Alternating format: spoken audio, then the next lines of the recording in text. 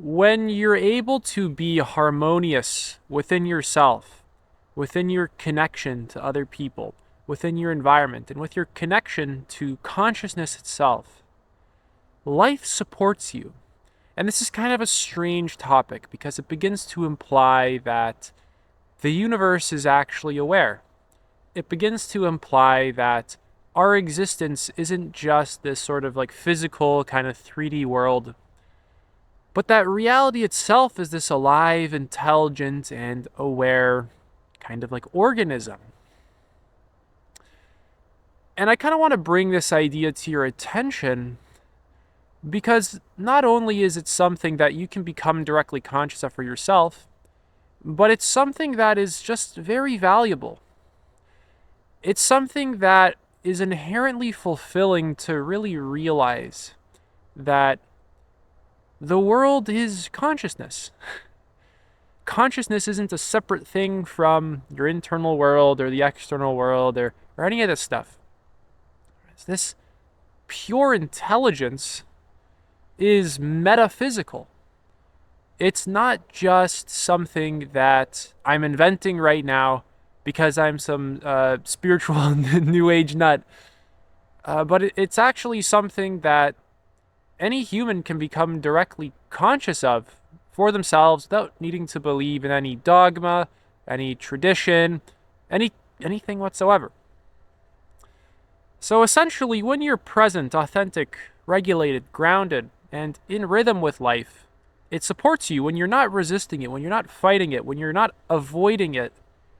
There's actually this deep sense of intuitive flow and connection to being, to existence, that begins to arise.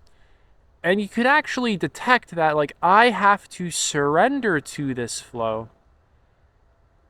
And it's like intelligent. It's not just like this stupid arbitrary thing, but it's like, it's like, oh, like there's an alignment that I have to follow. And this doesn't mean that you become just like passive, right? I'm not using the term surrender here as like you're just passive, but it's this like balancing and adapting kind of act where in some moments, sure, you kind of ease up, passive.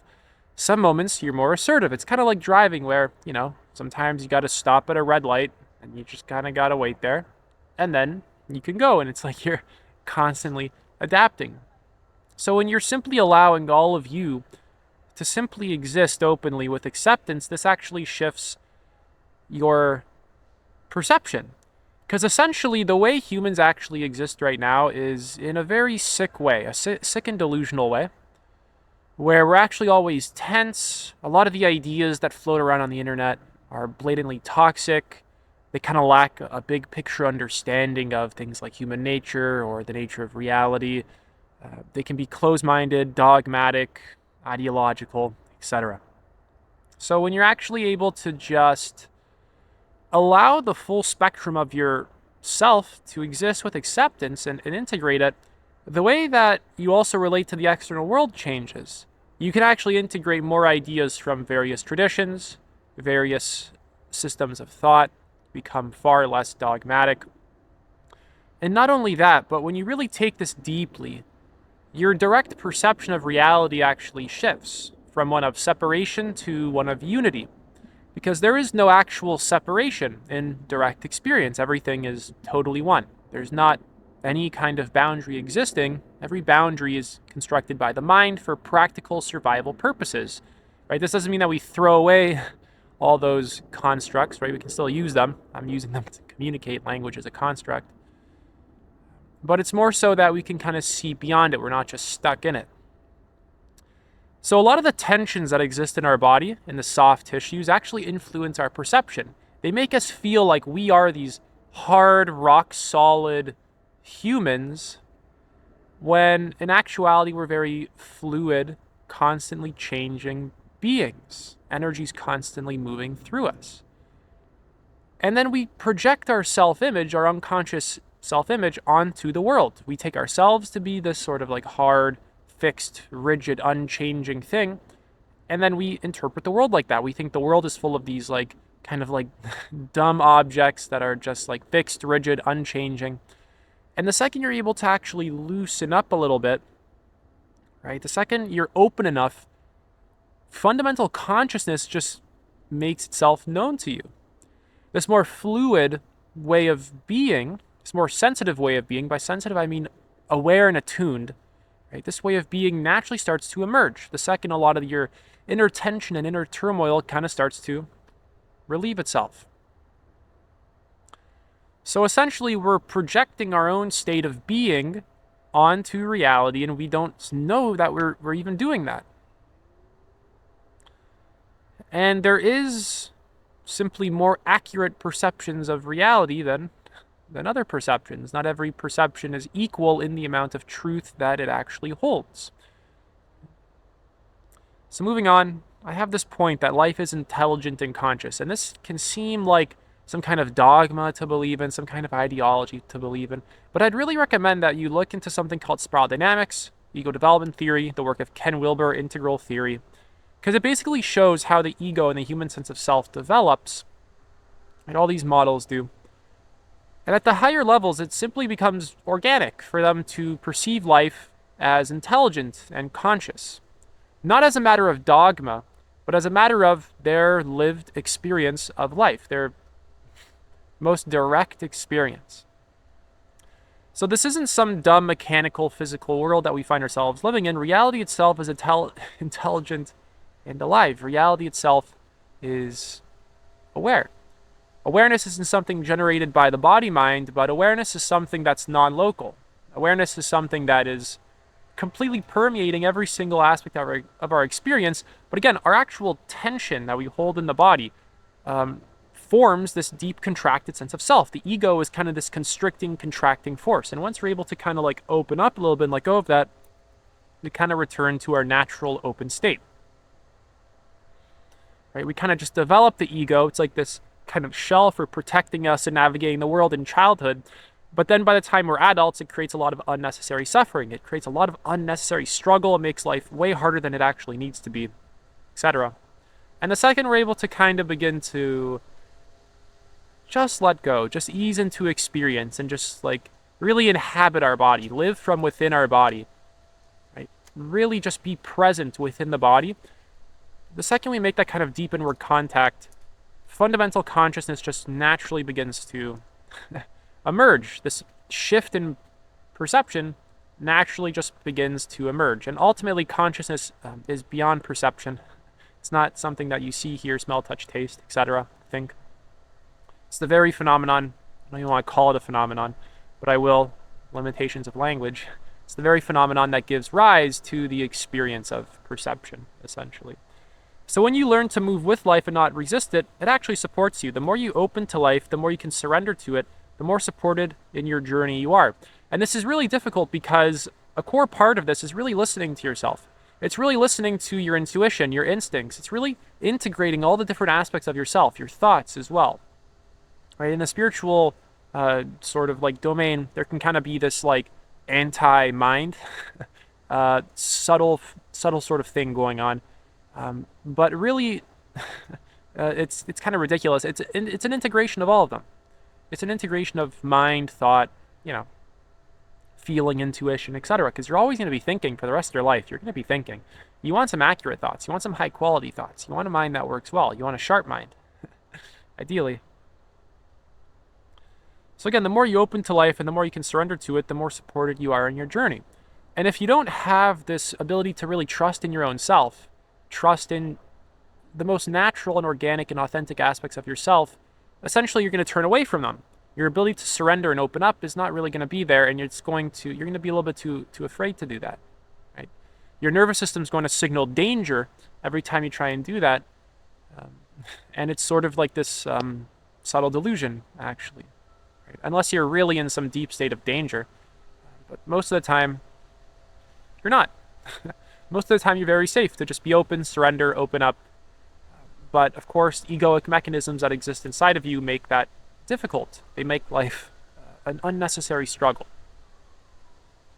So this will actually involve taking action. Surrender doesn't always mean just like sitting in meditation and doing nothing. It also involves allowing life to move through you as you and letting it fully experience what it's like to be you. So it's easy to kind of think that like you'll, I don't know, awaken, recognize pure consciousness, and then you'll kind of just like, I don't know, continue laying in bed all day or something. But you'll actually be urged to really fully embody your relative existence, right? We got the distinction here between the absolute and the relative, right?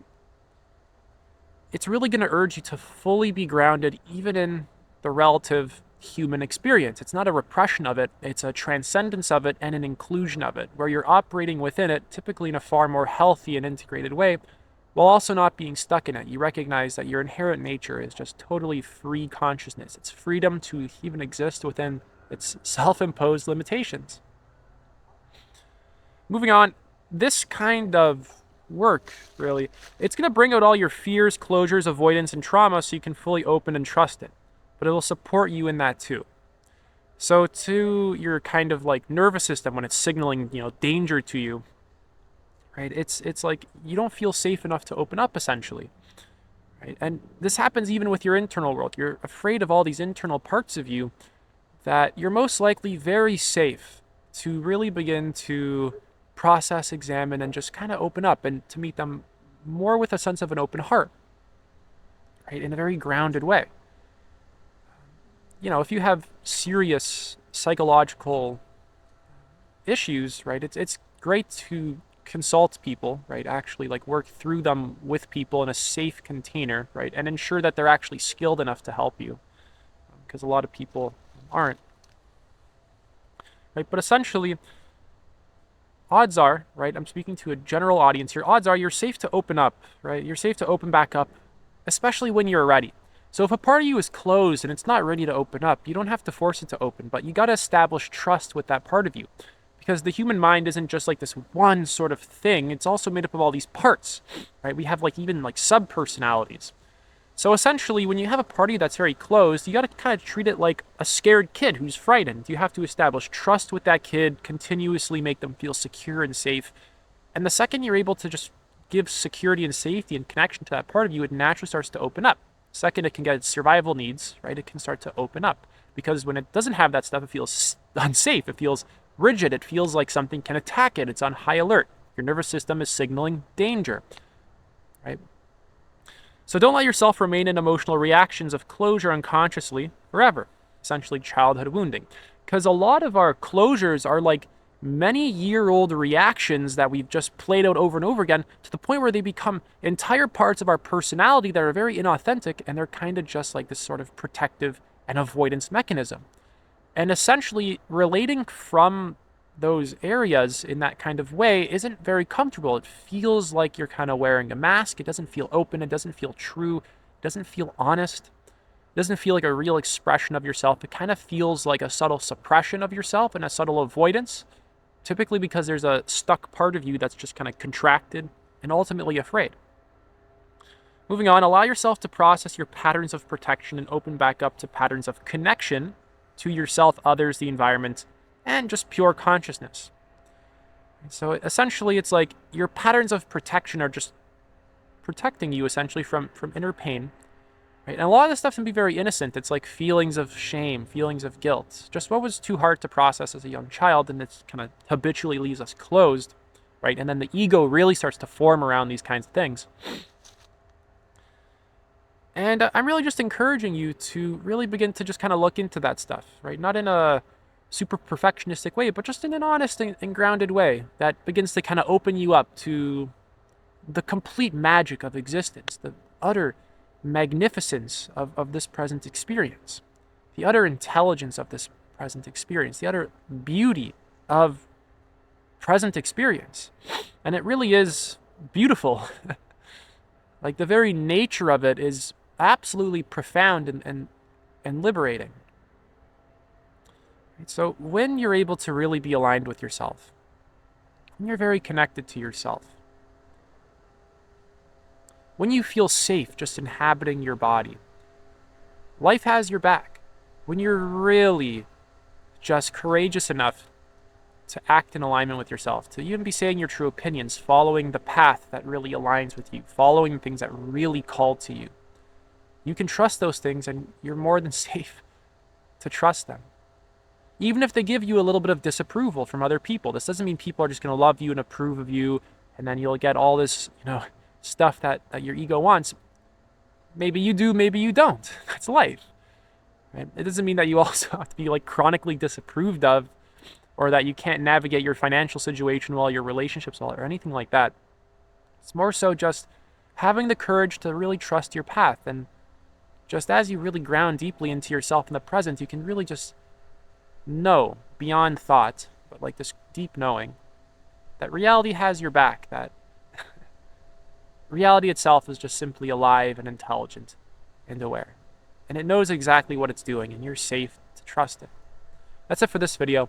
If you're interested in working with me one-to-one, you can apply to do so. Link is in the pinned comment. Take it easy.